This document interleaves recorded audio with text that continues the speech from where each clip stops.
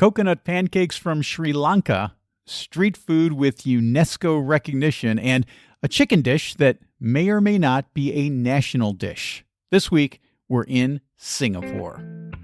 Traveling the world to bring you delicious dishes, tasty beverages, and interesting experiences. This is the Destination Eat Drink Podcast on the Radio Misfits Podcast Network. I'm Brent Peterson. Welcome to Destination Eat Drink. Glad to have you. Destination Eat Drink is the place where foodies come to travel and travelers come to eat. And this week, we're in Southeast Asia and the amazing food of Singapore.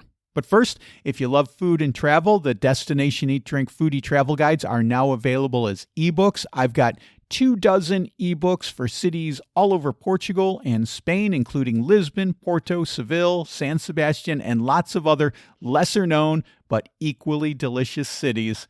Get yours at buymeacoffee.com/destinationeatdrink/extras. PS is the brains behind Everyday Tour Company. They take hungry visitors all over Singapore to get all the best dishes and drinks. And PS also has a foraging tour and several other ways to learn about this fascinating place up close. Get in touch with PS at everydaytourcompany.com.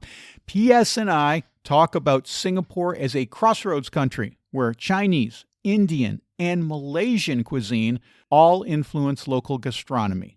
She tells me about Roti Parata, a dish called the Singapore salad, plus the street art in a famously clean Singapore. Okay, I'm starving, so let's eat. Destination Eat Drink.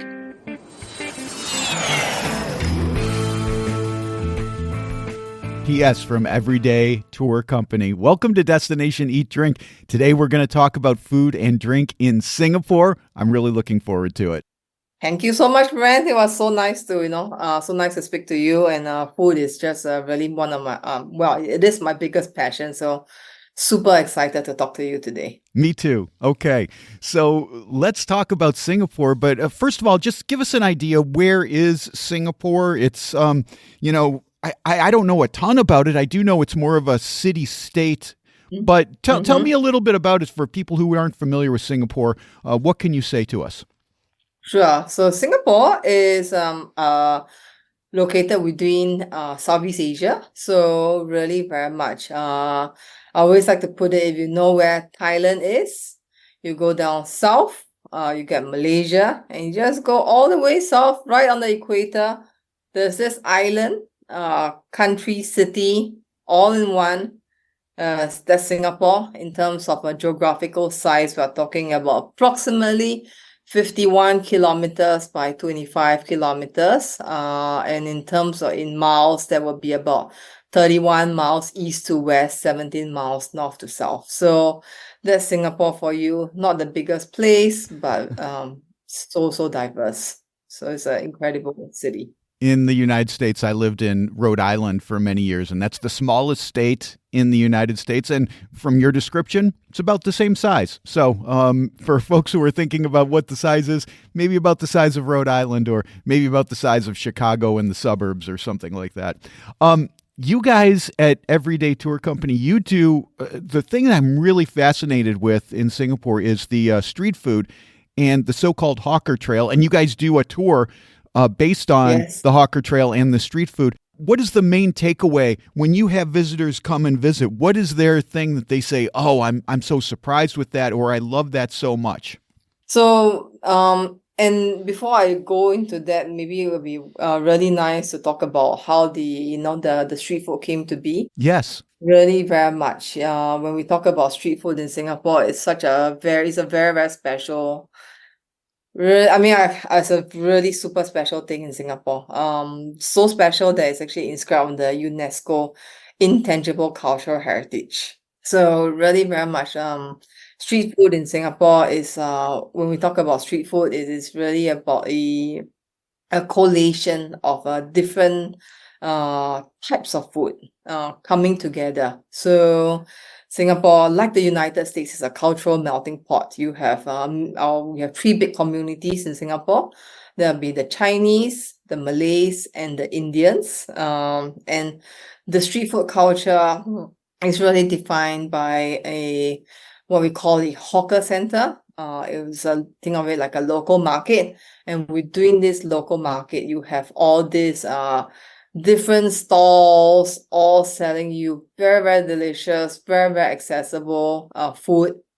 And they're just so amazing. So to your question about what makes it so special, what people find most fascinating is the fact that not just this whole community dining hall, like I like to put it, but also the fact that all these individual stalls, all of these are mom and pop stalls. The most of this, most if not a vast majority of it, they are really very much passed down through the generations, their family businesses, and they specialize in one thing. So they specialize in one or two dishes. They're really what I call the true artisans in Singapore, and then they just perfect the recipe.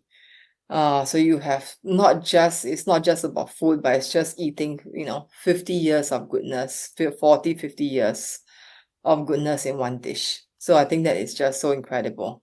I love the places that just do one thing because they're going to do it really, really well. Otherwise, they're going to go out of business. So, when you specialize in one thing, when you go down to the Hawker Trail, when you go down to see these stalls, what is your one or two favorite things that you really, really love, PS?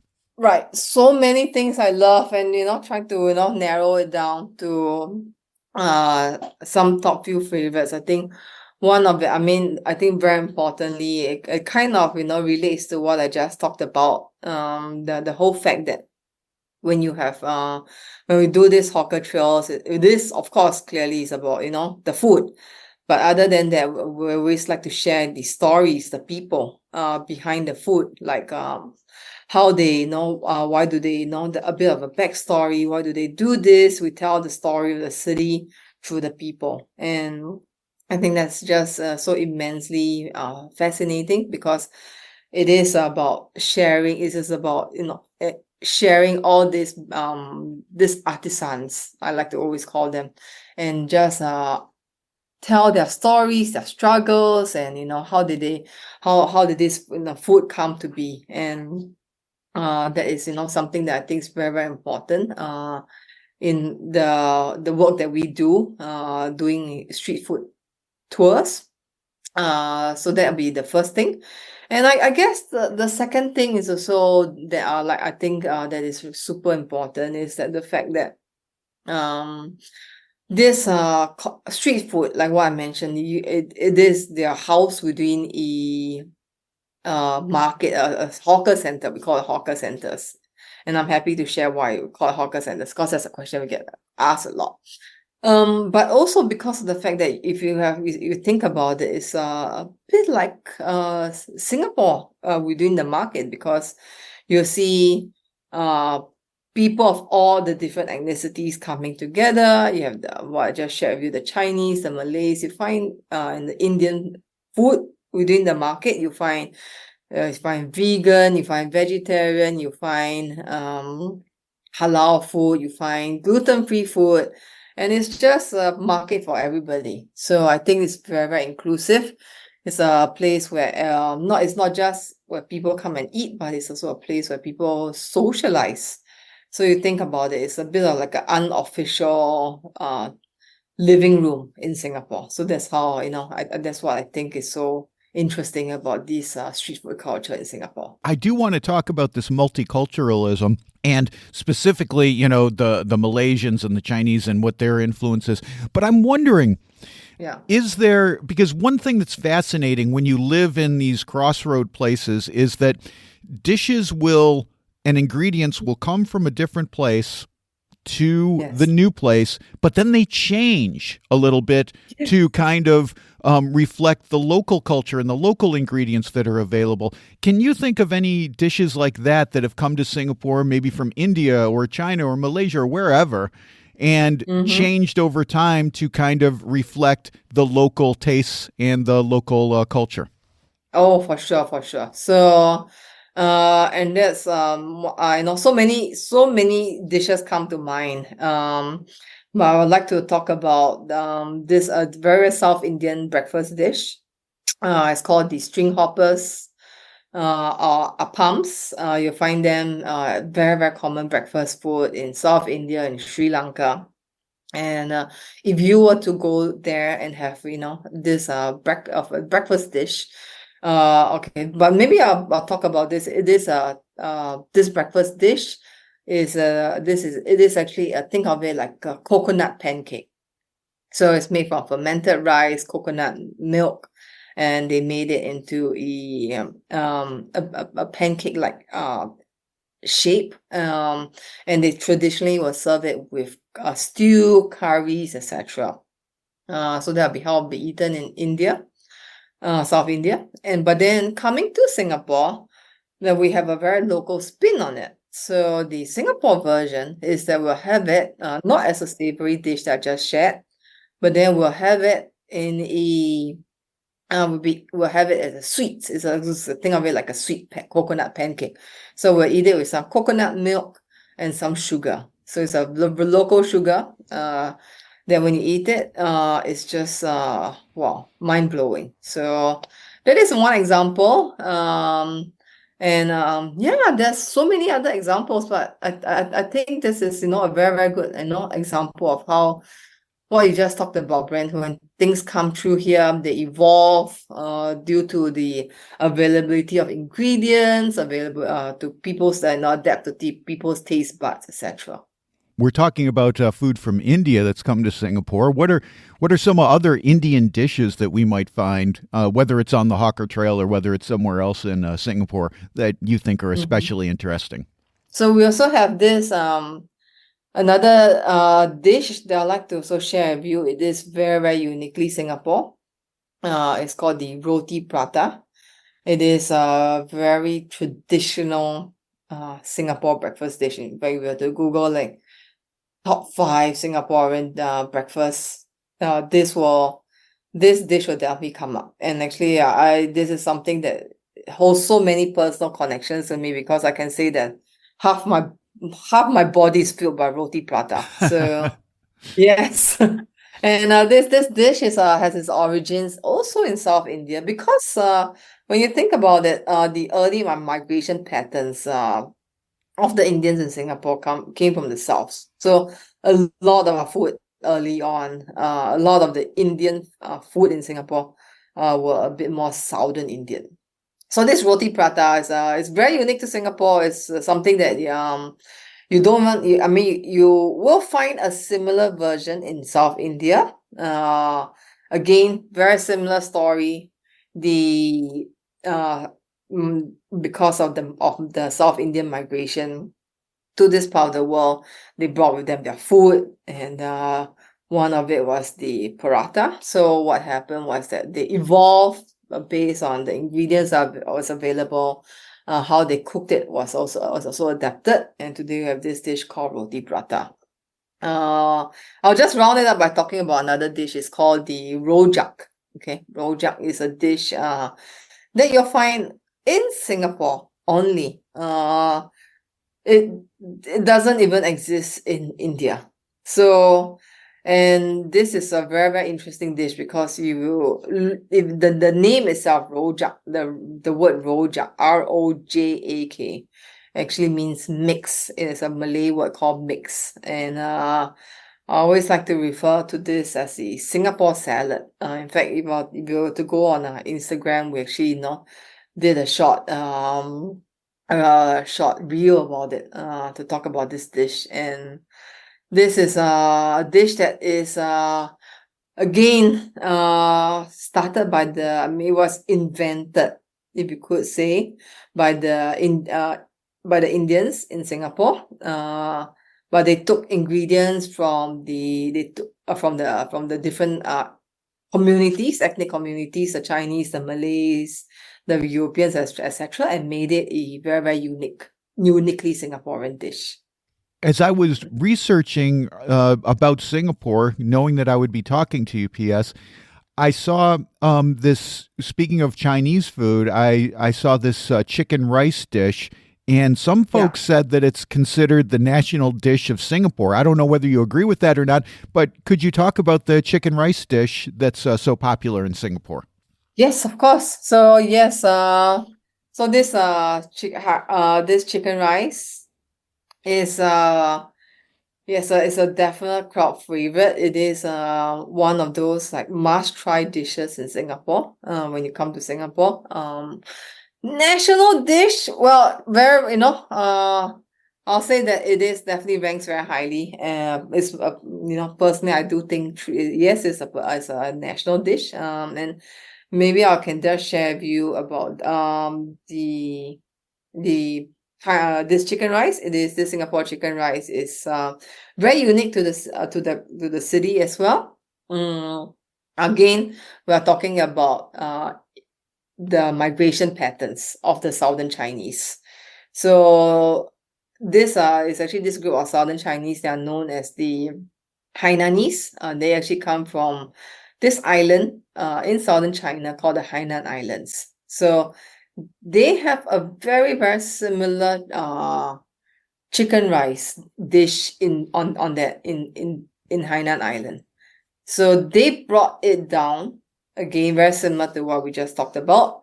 They brought this dish down to Singapore, but then they made use of the ingredients that was available. So you have things, some of the herbs and spices, one of which is this thing called the pandan leaf. Pandan leaf is something that you find in a lot of Southeast Asian cuisine. And they use this pandan leaf to cook the chicken rice. And it just brings an incredible flavor. So and of course they use the other ingredients, other local ingredients to make it. It's incredible. A lot of times when we do our food tours, and people go, oh, let's go have chicken rice, and people be like, oh, it's just chicken rice. What's so exciting about it? Chicken rice is something that I have when I'm sick. And when they try it, they'll be like, huh, I finally understand why everyone is so crazy with this chicken rice. So yeah, so there you go. That's just a little bit more about the Singapore chicken rice. It's a dish has its origins in southern China, but coming through here, it has we we brought it to a whole new level. So and today's Singapore chicken rice, it is absolute must try. The other Chinese dish I wanted to ask you about, PS, is called kaya toast. This sounded really fascinating to me. What can you tell our listeners about kaya toast, because it sounds delicious? So remember when I mentioned that Roti Parata makes up half of my, it's fueled by half. The other half is kaya toast. Okay. So 50-50. So now you know what my body's made up of. Okay. Yes, my kaya toast is incredible. It's one, again, there's so many must try in Singapore. You better bring like 5 stomachs here. Okay. So kaya toast is it's a local jam. Okay. It's a local coconut jam. Very, very interesting. So what happened was that you had a group of Chinese who were working for the British in Singapore. So when they and what happened was that a lot of them who worked in the households of the British, they actually saw them having toast for breakfast, and then they really got a bit of inspiration from it, and they're like, oh, maybe we could have toast for breakfast. Because the typical breakfast in for the Chinese, as strange as it sounds maybe to you, but maybe or maybe not, but it's like rice and noodles. So they're like, Right. Let's have toast, yeah, and but there was a bit of a stumbling block, because what the British or the Europeans were having with their toast is imported preserves. So a lot of them were like strawberry jam, and all this were imported, and this were really, really out of reach for the Chinese immigrants. So what they did was that they took ingredients that was available, Again, come let's talk when I talk briefly about the pandan. So the pandan, and then they use other ingredients that's very, very common: coconut milk. They had eggs, they had sugar, and they made it into a bit like a custardy kind of jam. And that, voila, that's kaya. So, and today that is, something that you absolutely have to try when in Singapore. Another great example of transplanted cuisine. The British bring the Yes. toast, the Chinese Yes. come in with coconut and all these sweet things, and the jams, and Yeah. it's a great mashup of taste to have for breakfast. Yeah. P.S. One of the things I found really interesting is my perception of Singapore from things I've heard in the media is that it's extremely clean and orderly place. And so I was a little surprised to find that there's a vibrant street art community going on there, because you don't think of street art. You think of that as more of an underground type thing, but you guys even have a street art tour. Can you talk to the street art scene in Singapore a little bit? Yeah, okay. So I'm gonna burst a little bit of your bubble. Okay, So good. I love bubble bursting. you love bubble bursting here. I'm here to burst bubbles. Okay, so the street art that you see in Singapore, they are all legal. Okay, Okay, so different kind of street art. yeah, it's a different kind of street art. It's think of them more as murals, rather than graffiti. Okay, so these are all legalized artwork, but that doesn't make them any lesser. They're very beautiful. A lot of them could have been commissioned works, or it could also be commissioned by various organizations, either by the government, by the building owners, or it could be by the community. So there are also no other types of street art that is a bit of like a self-expression. So there are spaces where this artist could come and freely express their art. So I think that makes it that makes it really, really interesting. I mean, the street art scene has really grown. When we started our first street art tour in 2018, and I'll say that it was within the last 10 years in Singapore that we really saw this emergence of street art slash murals in the cities. I think it makes this neighborhoods that we go to so much more vibrant, and it just really caught on nowadays. Even if you go to some like local suburb, you see beautiful murals, and I think that just enlivens the space. No doubt. It makes for such a vibrant atmosphere when you're in a city and you see these beautiful murals rather than just tagging of graffiti, which is, not really very interesting. I've been interested in foraging for a long time. It started with truffles years and years ago. And in fact, I just did an episode just on foraging in Abruzzo, Italy. So I was really excited to find out that you guys do a foraging tour in Singapore. Can you talk a little bit about foraging? What kind of things you find, and what's your tour all about? Yes. So, this is a very interesting tour. We actually go on this tour. We actually go out of Singapore, mainland Singapore. So I'll just give you a very interesting trivia. Singapore, a lot of people think of Singapore as one big island, but actually there's more than 60 islands in Singapore that makes up Singapore. Yeah, so we have all this, 60, 60-ish, islands. Then of course you have the mainland Singapore, that is the big island that you know. So we go to this there's one of these offshore islands. We literally take a boat out of the mainland. Very, very easy 15-minute ferry boat, ferry ride. And then we go back in time. Okay, think of it, it is almost like stepping into Singapore 30, 40 years ago, where you still had Chinese and Malay villages, because that used to be a quarry. And it's just like it's a naturalist playground.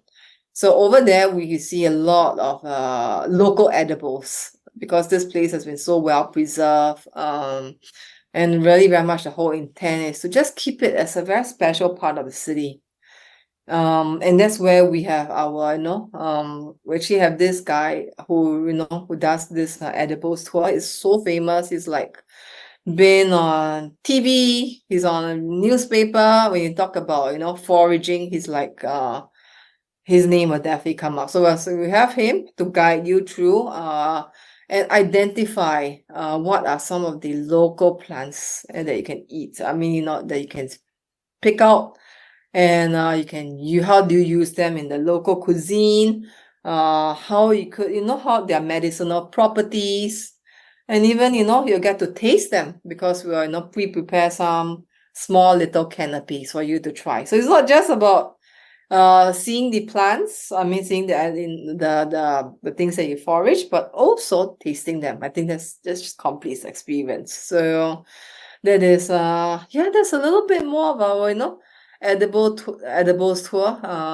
It's very special. I think it's the only one in Singapore. I mean, the only only, if you can think about it, well, the only people offering an edibles / foraging tour in the city. You talked about about medicinal plants, and I'm suffering from a cold right now. I've got a little head cold going on. Any plants that I can come to Singapore and get and cure this sore throat and the stuffy nose that I've got right now? Yes, we have this one called the Indian borage. You have to go, I'll send it to you later. Okay. And they're supposed to be like really good for, what you just described. So definitely just all these plants, they are natural healing, they're powerhouses.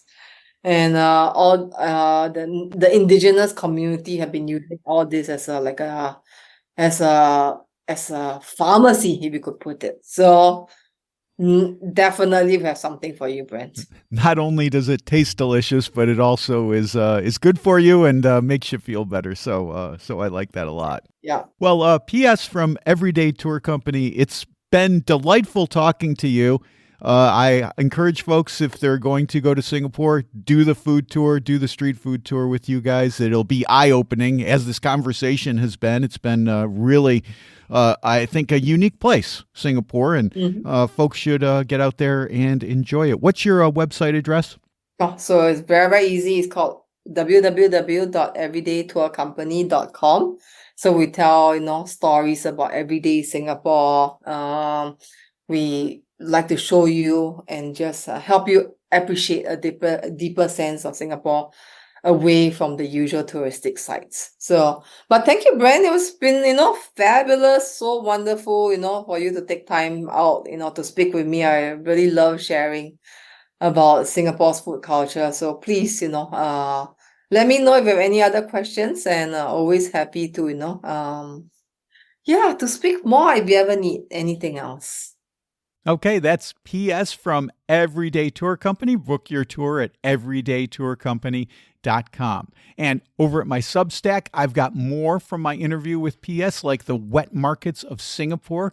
Substack members can get that and lots of other exclusive material at destinationeatdrink.substack.com. Well, that's it for this week. Next week, we're talking with Harper and Ava from Pasta Grammar about swooning over blueberry pie, peppers and citrus from Calabria, and buying a restaurant in southern Italy. Are they nuts? Don't want to miss this story. Until then, I've got tons of foodie travel at destinationeatdrink.com. I just posted a new video. This one is about a place where the center line in the street is painted red, white, and blue, where a notorious slave trader was the most powerful person in town, and why Portuguese culture is so strong in a place thousands and thousands of miles from Portugal. See that by clicking on the video tab at destinationeatdrink.com, or just go to my YouTube channel. That's youtube.com/@destinationeatdrink946. I also just posted a story about 3 of the great pastries in Peniche, Portugal, including one that's shaped like a bobbin that you use for sewing. You can read that at destinationeatdrink.com/blog. Destination Eat Drink is distributed by the Radio Misfits Podcast Network and Ed Silla. Thanks, Ed. I'm Brent Peterson, and I'll see you down the road. Join us next week for another culinary adventure on Destination Eat Drink, a presentation of the Radio Misfits Podcast Network.